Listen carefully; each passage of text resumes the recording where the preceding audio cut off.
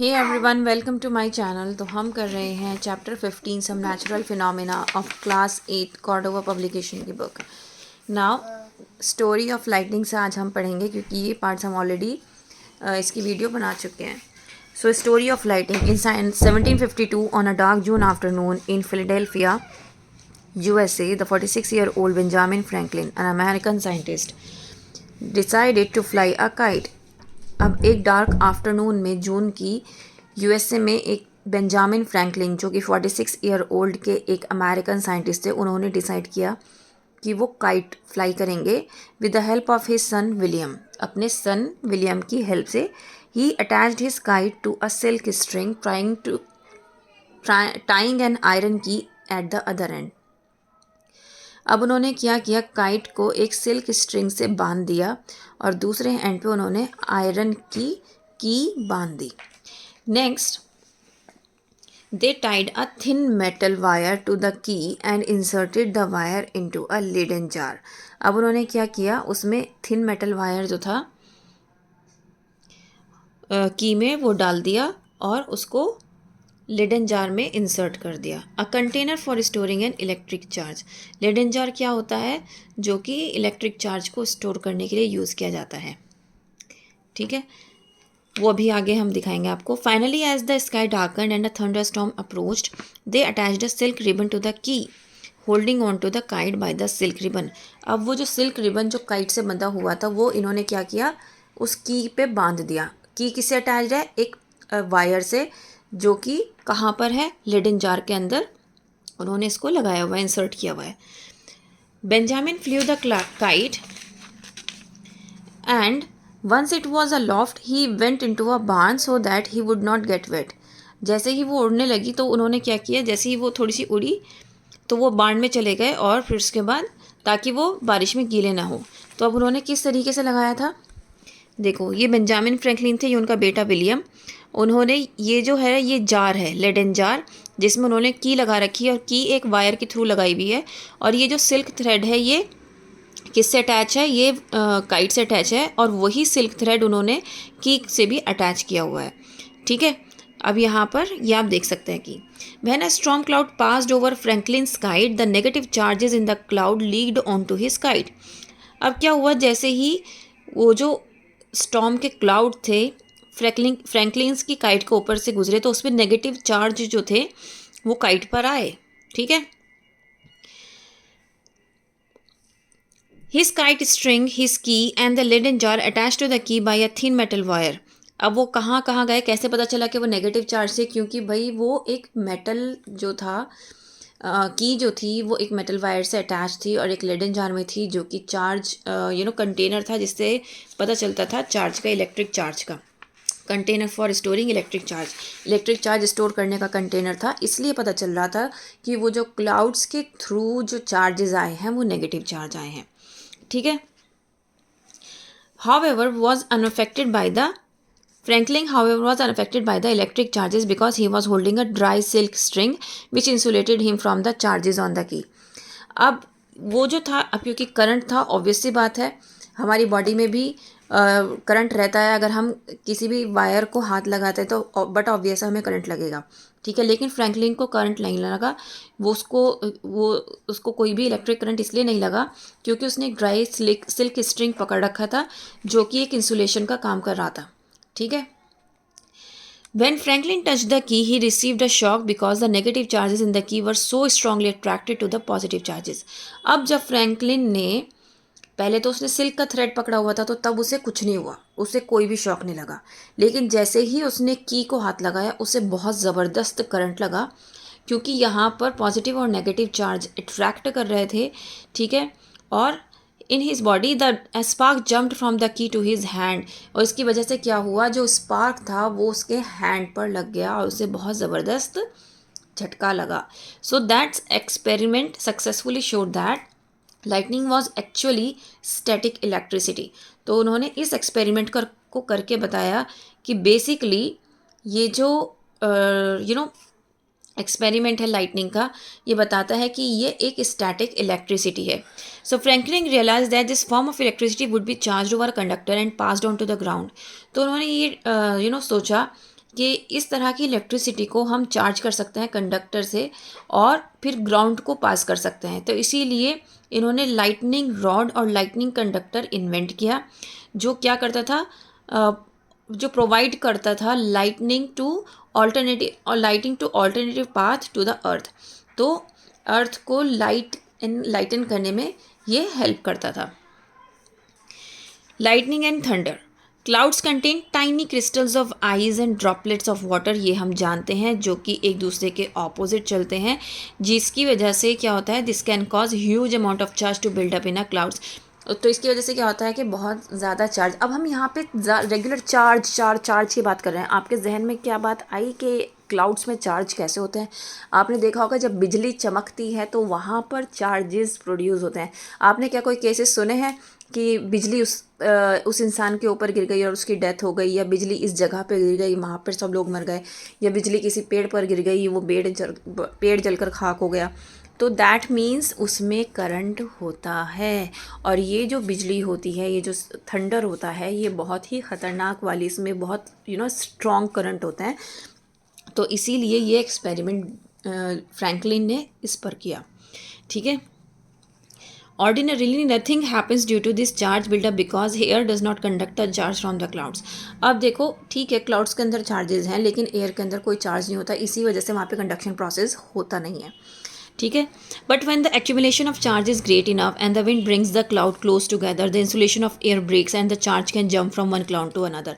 अब ये भी होता है कि भाई एक ही क्लाउड पर बहुत ज़्यादा एक्यूमुलेट हो गया है चार्ज, तो फिर क्या होता है कि चलो ठीक है, एयर का इफेक्ट उस पर पड़ नहीं रहा है, कंडक्ट नहीं कर रहा है इलेक्ट्रिसिटी, मतलब चार्जेस अट्रैक्ट नहीं हो रहे हैं, लेकिन जब एक क्लाउड दूसरे क्लाउड के पास आता है तो उस टाइम पे क्या होता है, जहाँ पर जिस क्लाउड पर जो चार्जेस है वो एक्यूमुलेट हुए हुए हैं, ज़्यादा हैं, वो दूसरे क्लाउड पर जंप कर जाता है।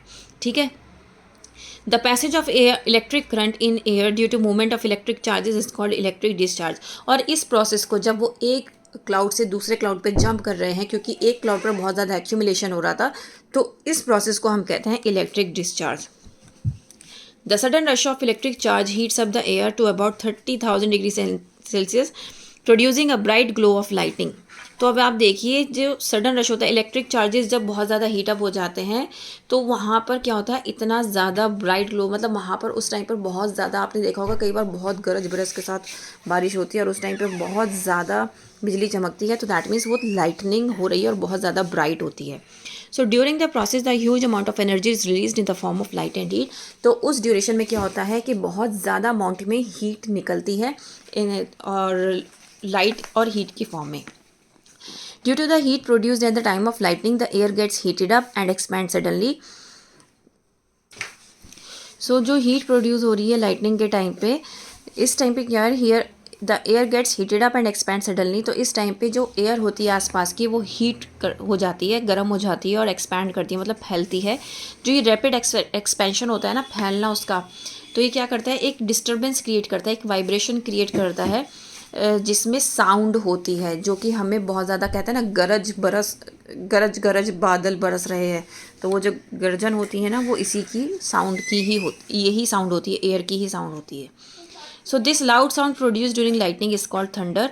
और जो ये साउंड उस टाइम पर निकलती है लाइटनिंग के टाइम पे, ये थंडर कहलाती है।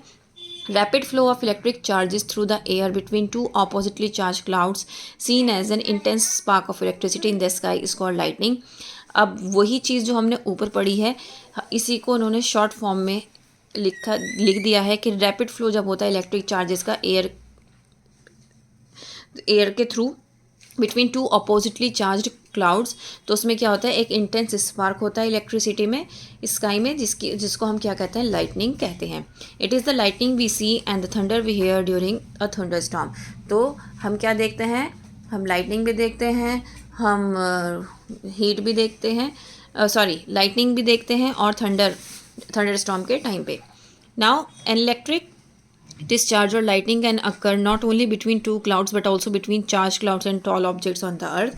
तो जैसे कि मैंने आपको बताया, जैसे कि आपने सुना होगा कि बिजली गिर गई है, तो वही बात वो यहाँ पर बता रहे हैं कि ये जो इलेक्ट्रिक डिस्चार्ज होता है, ये किसी भी दो क्लाउड के बीच में हो सकता है, या फिर क्लाउड और कोई भी एक टॉल ऑब्जेक्ट जो है उसके में भी हो सकता है, जो कि अर्थ पे है वो टॉल ऑब्जेक्ट।